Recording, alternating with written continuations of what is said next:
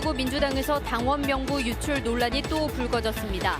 박희승, 임순남 지역위원장은 또 의원들이 당원 명부를 유출해 다른 총선 입지자에게 넘기려 했다며 경찰에 고발했고, 중앙당은 도당 사무처장을 중징계했습니다.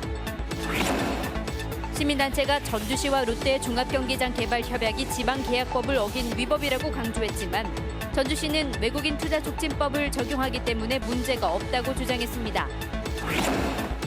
군산조선소 재가동에 대한 어떠한 계획도 나오지 않는 가운데 협력업체들이 이달 말까지 정부와 현대중공업이 계획을 밝히지 않으면 소송을 진행하겠다고 밝혔습니다.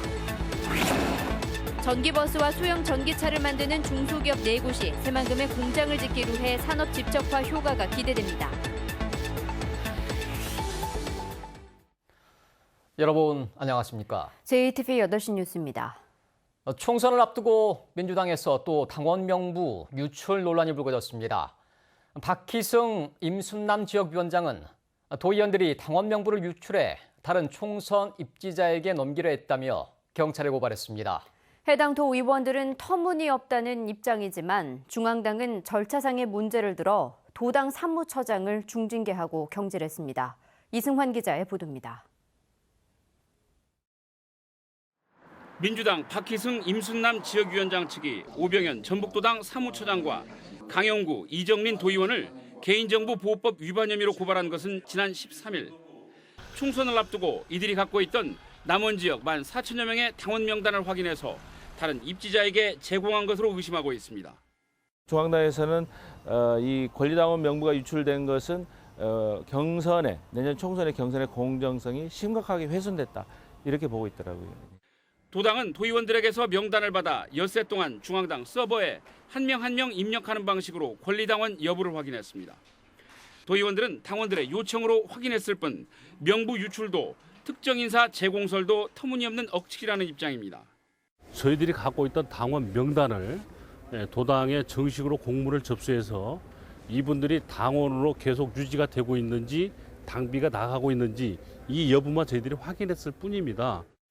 중앙당은 하지만 지역위원장의 요청 등 관련 절차를 어겼다면서 도당 사무처장에게 2달의 정직 처분과 함께 경질 조치했습니다. 도의원에게 요청이 들어와서 그 부분이 당원이라는 것을 확인을 해준 절차가 당연당규상 명시가 돼 있는 부분을 위반하였다고 하여 중앙당에서는 인사 조치를 내는 겁니다. 지역위원장이 지역 내 도의원들을 고발한 초유의 상황. 민주당의 지지율이 워낙 높아서 경선 통과가 곧 당선이라는 인식이 한 몫을 한 것으로 보입니다. 총선을 9개월가량 앞두고 민주당 입지자들의 당내 경선 경쟁이 본격화하면서 고소 고발전으로까지 비화하고 있습니다. JTV 뉴스 이승환입니다. 석상 개발이 끝나면 그 자리를 다시 메워야 되는데 최근 논란이 된 완주 비봉의 폐석산엔 복구 대신 폐기물 매립 사업이 허가됐습니다. 지하수가 나오고 있었던 것으로 알려졌는데 지하수 위에 폐기물 매립, 당연히 해서는 안 되는 일이었습니다. 오정현 기자가 보도합니다.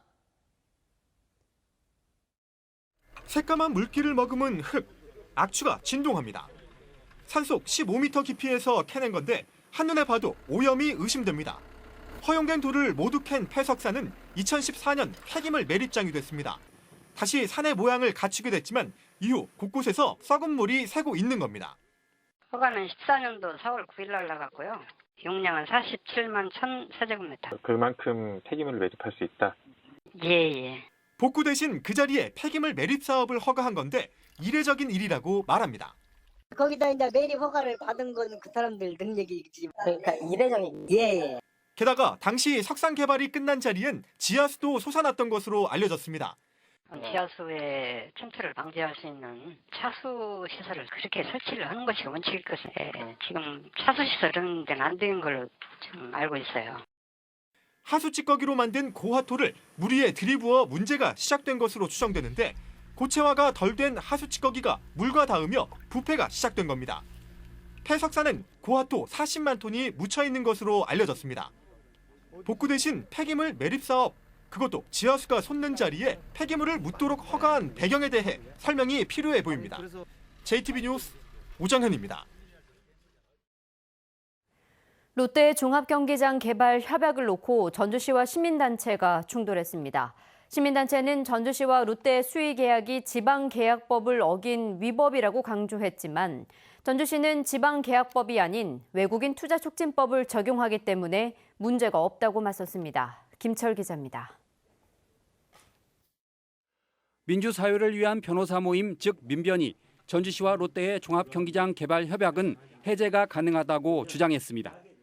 일반적인 계약 해제는 어렵지만 전주시와 롯데를 도급 계약으로 볼 경우 민법 제673조에 따라 전주시가 롯데 쇼핑에게 손해를 배상한 뒤 계약을 해제할 수 있다는 겁니다.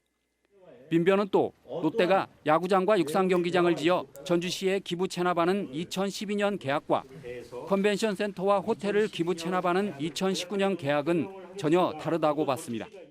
따라서 전혀 다른 사업을 추진하면서 롯데를 새로운 계약의 당사자로 삼는 건 수의계약을 제한하는 지방계약법 취지에도 어긋난 부당행위라고 해석했습니다. 민변에게 법률 자문을 구한 시민단체는 전주시가 롯데와 개발 협약을 체결하면 지방계약법을 어기는 셈이라며 곧바로 법적 조치를 밟기로 했습니다. 이것을 계속 별다른 절차 없이 진행하는 것은 위법입니다. 아직 그 위법 행위를 하지 않아서 저희가 검찰에 고발하거나 그러지 못하고 있는 건데 그게 실행에 옮기는 순간 저희들은 바로 검찰에 고발할 예정입니다. 그러나 전주시의 주장은 다릅니다. 도급계약은 주로 건설사끼리 이루어지므로 행정과 건설사의 관계인 전주시와 롯데는 도급계약으로 볼 수 없고 따라서 협약 해지도 불가능하다는 겁니다. 또 지방계약법이 아닌 외국인 투자 촉진법을 적용하기 때문에 롯데와의 수의계약 체결에 문제가 없다고 맞섰습니다. 새로 적용하는 사업에 대해서 새로운 법을 적용하는데 저희가 위법사항이 있다거나 그러지는 않다는 것이죠. 지방계약법을 적용하지 않고 외투법을 적용해서 수의계약으로 가고자 한다는 것입니다. 지방계약법을 적용하면 대규모 공사인 전주시와 롯데의 수의계약은 불가능해 종합경기장 개발이 무산되지만 반대로 외국인 투자 촉진법을 적용할 경우 수의계약이 가능해 개발 절차를 밟게 됩니다. 따라서 시민단체가 전주시를 고발할 경우 법원이 어느 법을 적용하느냐에 따라 종합경기장의 개발 운명이 좌우될 것으로 보입니다. JTB 뉴스 김철우입니다. 새 주인을 찾아 재가동을 준비하고 있는 한국GM 군산공장과 달리 군산조선소는 재가동에 대한 어떠한 계획조차 나오지 않고 있습니다. 견디다 못한 협력업체들은 이달 말까지 정부와 현대중공업이 군산조선소 재가동 계획을 밝히지 않으면 소송을 진행하겠다고 밝혔습니다. 보도에 송창용 기자입니다.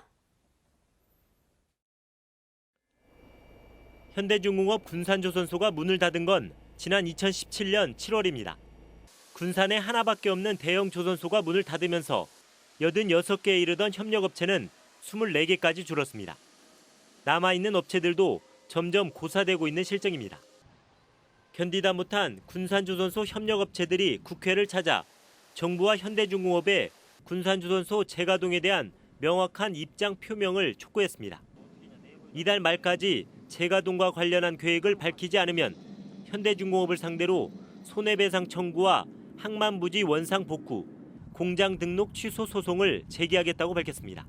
현대중공업의 군산조선소 재가동 문제에 대해 사회 협력업체들과 지역민들에 대한 희망 고문은 그만하고 재가동을 할 건지 말 건지 명확한 입장 표명을 촉구합니다. 기자회견에 함께 나선 정의당 국회의원도 정부가 군산조선소 협력업체 어려움을 외면하고 있다며 대책 마련을 촉구했습니다. 지난 4월 산업경쟁강화 관계장관 회의를 통해 발표한 조선산업 활력제고 방안에서도 거대 조선소의 결정에 따라 생사를 오가는 중소기업들의 문제에 대한 대책은 전혀 찾아볼 수가 없었습니다.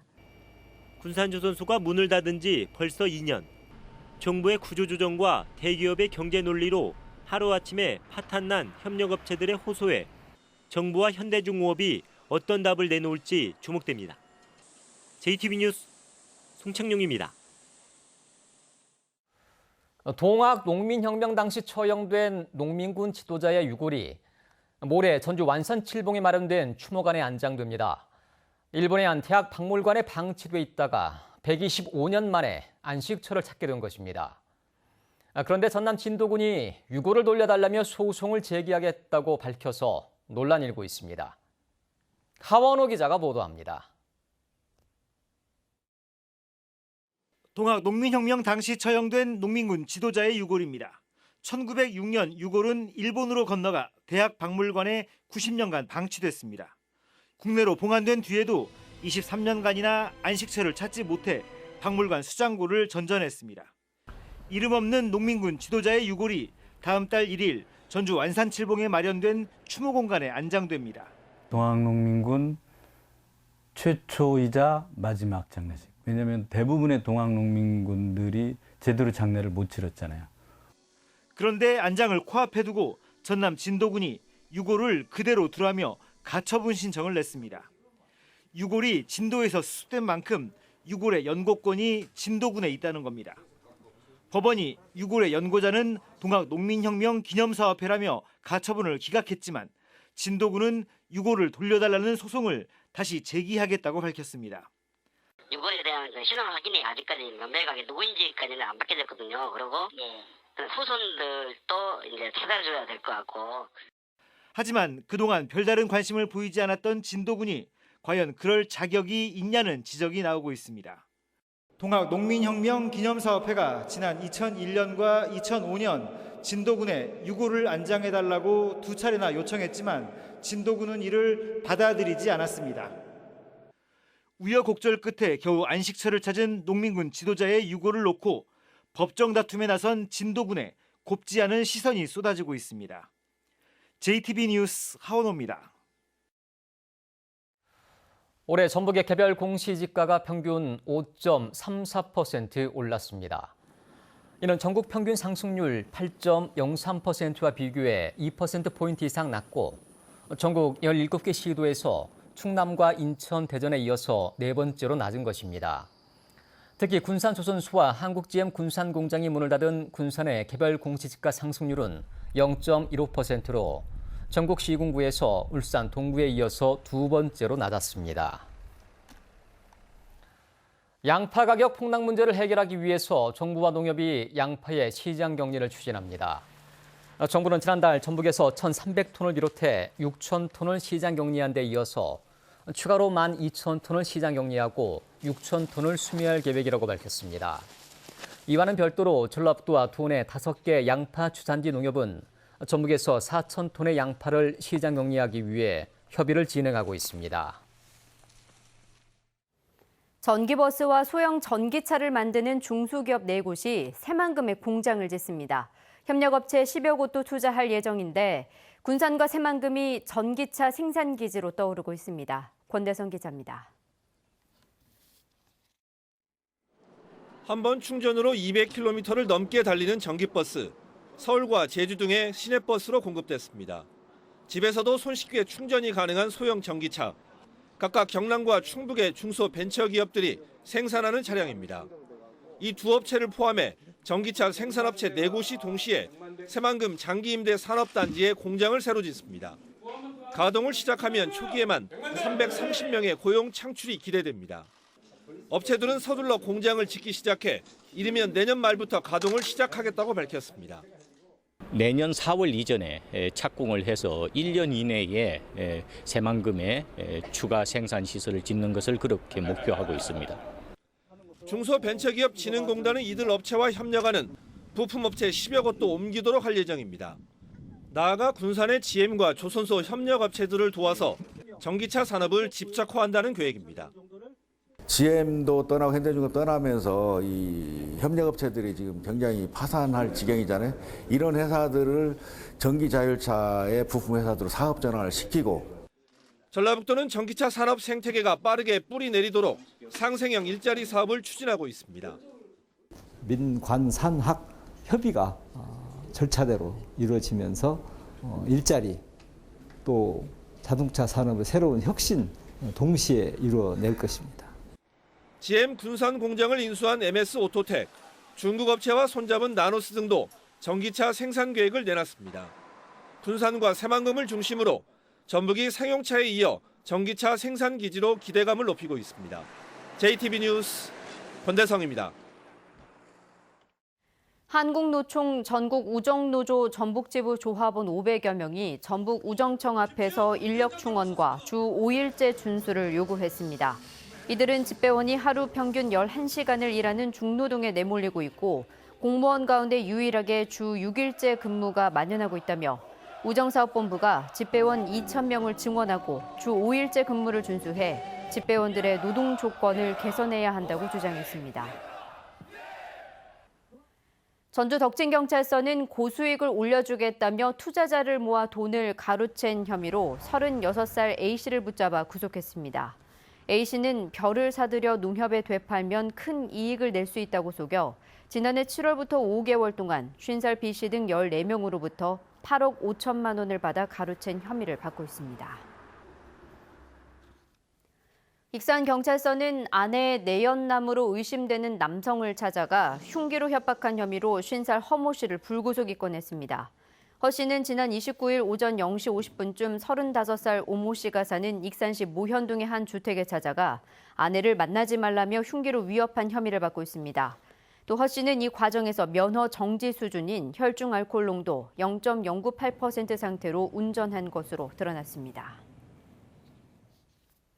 익산경찰서는 여자 화장실에 들어가 여성의 신체를 촬영한 15살 A군을 성폭력 범죄 특례법 위반 혐의로 조사하고 있습니다.